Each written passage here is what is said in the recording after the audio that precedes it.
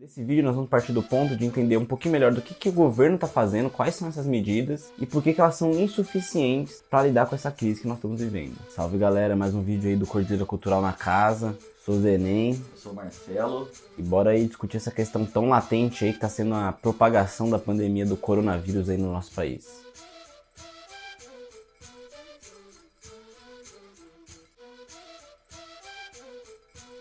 Bom, pra gente começar a falar sobre o assunto, essa é uma pandemia global, que está acontecendo em diversos países pelo globo e agora chegou no Brasil. Então nós já temos diversos casos confirmados e também diversas mortes confirmadas em decorrência dessa pandemia do coronavírus. O governo brasileiro, seja essas diversas instâncias municipais, estaduais e até a federal, estão debatendo essa questão e tomando medidas. Então nesse vídeo nós vamos partir do ponto de entender um pouquinho melhor do que o governo está fazendo, quais são essas medidas e por que elas são insuficientes para lidar com essa crise que nós estamos vivendo. Então, primeiro, para a gente começar a entender o que são essas medidas e o que o governo está fazendo de errado, a gente precisa ter uma análise, tanto o governo federal como os governos estaduais e municipais estão tomando medidas que são para amenizar a propagação do vírus. O que isso quer dizer? Essas medidas não estão batendo de frente, não estão sendo corretas no sentido de evitar ao máximo que o vírus se propague aqui no nosso país. Então, desde a semana passada, do final da semana passada, alguns municípios vieram, através de decretos, colocar o fechamento de alguns comércios, alguns estabelecimentos, no sentido de que evitar que as pessoas saiam na rua e não propaguem mais o vírus. Alguns estados já decretaram estado de emergência nos estados. O que isso quer dizer? Para a contenção do vírus, quanto menos gente tiver na rua, é melhor. Quanto menos gente tiver contato uma com as outras, é melhor nesse momento. Está havendo um choque entre determinadas coisas que os estados estão colocando para acontecer e o que o governo federal quer que aconteça. O Bolsonaro, vocês podem ver aí pelas notícias que foram soltadas nos últimos dias, está dizendo que essa pandemia toda é só uma gripezinha e vai passar. Mas bom, o governo está decretando a paralisação aí de setores não essenciais de uma forma incompleta. Por quê? Diversos outros setores que não são essenciais, como algumas indústrias, grandes fábricas, não estão sendo paralisadas. Então ainda tem um grande contingente de trabalhadores que saem das suas casas para ir trabalhar normalmente, sendo colocado em risco sua saúde e a possibilidade de maior propagação do vírus. Também tem os setores informais, setores que não ganham salário, não têm uma segurança e uma estabilidade no trabalho e que dependem do seu trabalho informal no dia a dia para conseguir uma renda para sobreviver. Esses setores também não estão conseguindo ficar em casa. Todo esse processo que os governos vêm adotando, tanto federal como estadual ou municipal, são processos de mitigação. O que quer dizer mitigação? É uma atenuação da epidemia do vírus. Isso se traduz num problema. Por que um problema? Se a gente pegar os números que os institutos governamentais estão divulgando, que o Ministério da Saúde vem divulgando, esses números eles estão falseados. Por que eles estão falseados? Vou dar um pequeno exemplo para vocês. Em BH, ainda não, até o momento de hoje, dia de hoje que é dia 24... Dia que é hoje? 24? 23. Dia 23 de janeiro, não há nenhum caso divulgado oficialmente pelo governo do estado de Minas Gerais, nem pelo governo municipal de Belo Horizonte. E hoje mesmo saiu uma notícia na Globo que diz que uma funerária de Belo Horizonte recebeu, nas últimas 72 horas, cerca de 37 corpos de pessoas que morreram por problemas respiratórios. Esse falseamento está acontecendo no nosso país por um simples problema. O governo não está testando as pessoas que estão com coronavírus. Por isso que ele está falseado. Tem muito mais pessoa que já está contaminada com o vírus do que a gente sabe pelos números oficiais.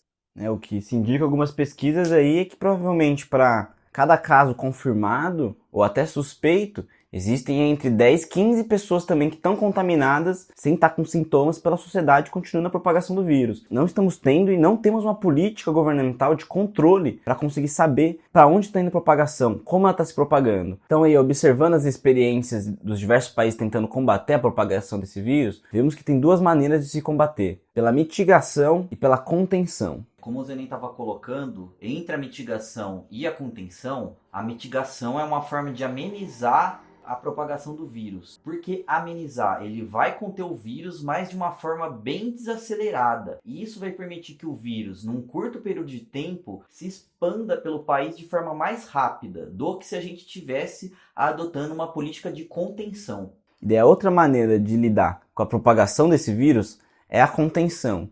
O que é a contenção? A contenção é o bloqueio da mobilidade, então todas as pessoas devem ficar em quarentena nas suas casas, só devem sair de casa para questões totalmente essenciais. Então todos os tipos de trabalho, fábricas, empresas que não sejam essenciais devem ter suas atividades paralisadas e toda a região deve entrar em quarentena. Então a mobilidade deve ser restrita, você não pode viajar, você não pode ficar saindo, trocando de município. Resumindo essa parte do vídeo, o que pode dar errado com essas políticas? São políticas que não lidam frontalmente com o problema da epidemia no nosso país. Mas então por que o governo não adota medidas de contenção? Os governos vão argumentar, que a contenção, a paralisação generalizada da sociedade para conter o vírus iria afetar a economia nacional e abaixar as taxas de lucro. E realmente isso iria acontecer. Agora a grande questão é, o que está sendo colocado em prioridade? A vida das pessoas ou o lucro dos empresários? Então a partir disso nós percebemos que um dos grandes problemas aí da propagação do coronavírus é a lógica do sistema capitalista, que para manter seus lucros está tomando uma política e medidas insuficientes que já está gerando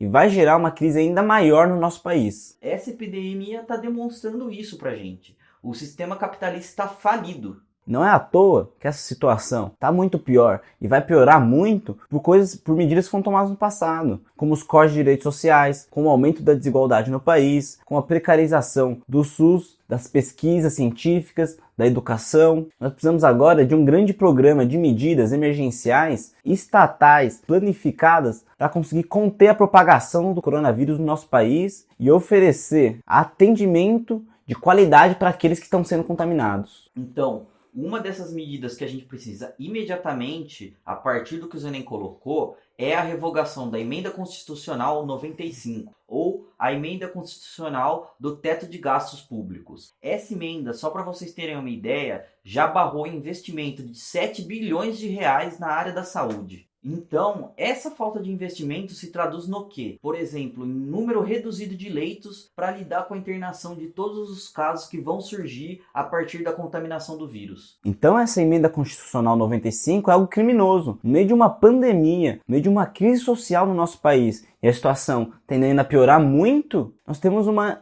emenda que barra investimentos na saúde e na educação, e é por isso que ela precisa ser revogada. Nós precisamos de muito investimento em saúde para conseguir lidar com essa pandemia. Uma outra medida que pode ser tomada também é a suspensão do pagamento da dívida interna. Então essa tem que ser uma máxima. Não dá para ter teto de gasto nesse momento. O Estado deve investir o que for necessário para lidar com essa pandemia. Outro ponto fundamental, então, é que esses trabalhadores de fábricas, por exemplo, que não precisam funcionar em meio a essa pandemia, possam ficar em casa, continuar recebendo seus salários. A política que o governo vem adotando é de deixar em desamparo. Hoje mesmo o governo Bolsonaro colocou uma MP, que é uma medida provisória, que passa a valer a partir do momento que o presidente sanciona ela, que os trabalhadores não iam receber salários por 4 meses. Esses trabalhadores que iam ter que ficar em casa. E 2 horas depois ele voltou atrás. Ou seja, o governo não quer e não está interessado em prover o mínimo que tem que se dar aos trabalhadores. O que o governo liberou efetivamente?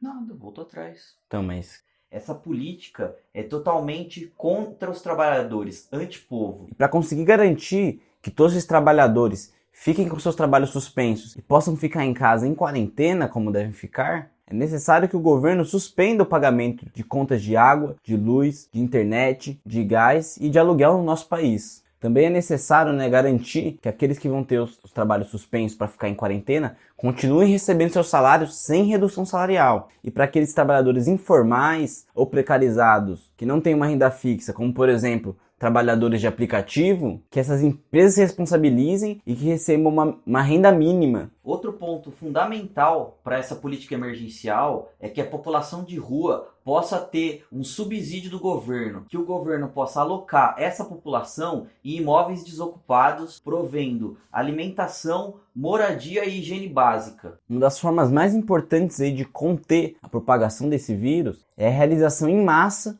de exames. Então o governo precisa investir na produção ou na compra em massa desses testes, para assim conseguir testar todas as pessoas que estão com sintomas, com qualquer tipo de suspeita, e assim ter o controle da propagação desse vírus no nosso país. Uma outra medida passa pela prevenção. O governo precisa subsidiar a produção e a distribuição gratuita de produtos de higiene e prevenção desse vírus. Como havíamos dito no começo do vídeo, uma das principais maneiras aí de lutar contra a propagação do coronavírus é o grande investimento na área de saúde do nosso país. Então precisamos defender aí a ampliação dos leitos, especialmente as UTIs, que são as unidades de tratamento intensivo, e que precisam ser subsidiadas aí com equipamentos e uma infraestrutura de qualidade para realizar o acolhimento dos que estão contaminados ou dos novos casos que vão surgir.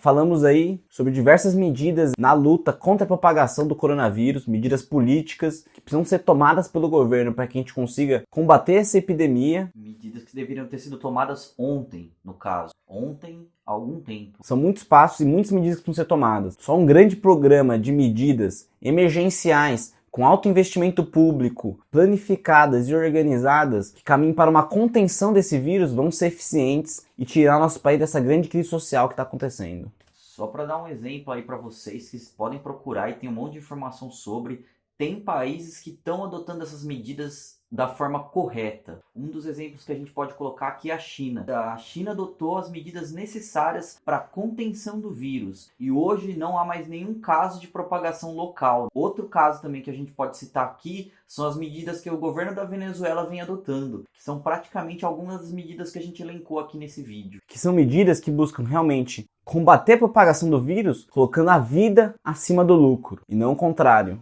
Bom, nós vamos deixar aí também na descrição do vídeo um programa de medidas emergenciais que o Partido Comunista Brasileiro formulou para conseguir combater essa pandemia e proteger a vida e a saúde do povo trabalhador do nosso país. A gente vai deixar de recomendação também nas nossas redes sociais, as lives, os vídeos e os podcasts que estão tratando desse tema. Acho que é um momento de disseminação dessas informações de forma para conscientizar e não alarmar. Então, segue a gente nas redes sociais aí. E é isso, da hora aí todo mundo aí que assistiu até o final. Só agradece aí pela atenção. Se puder aí compartilhar, repassar o vídeo aí pra gente conseguir disseminar mais informação. É importante nesse momento a gente estar fortalecido, exigir do governo medidas eficazes contra a propagação do vírus e entender que a organização popular nesse momento é fundamental. Porque senão, os ricos e poderosos vão colocar nas nossas costas a conta dessa crise. Que a vida esteja acima dos lucros sempre.